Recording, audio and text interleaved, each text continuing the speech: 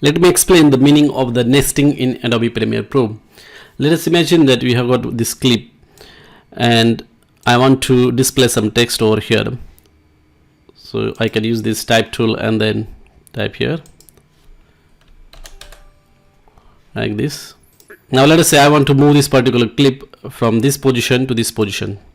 But the problem is that this particular text that was supposed to be shown on top of this video is not in the sync. I have to also move this particular text object on the top of video. But that is the problem. Even if you want to change the one clip, then you have to change the other clips as well. So just imagine if there are say 3-4 clips that need to go in the one sequence or the simultaneously, then you will have to move each clip independently.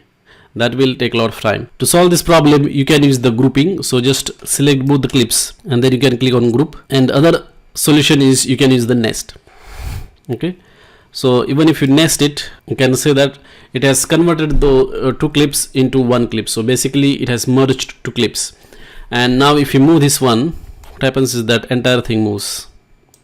Okay, so the clip is moving along with the text. That is the benefit of using the nesting, which is similar to the grouping. But with the nesting, what happens is that you can also apply the transition effects to this entire nested object. Okay, if you group the objects, you will have to apply the effects independently for each clip.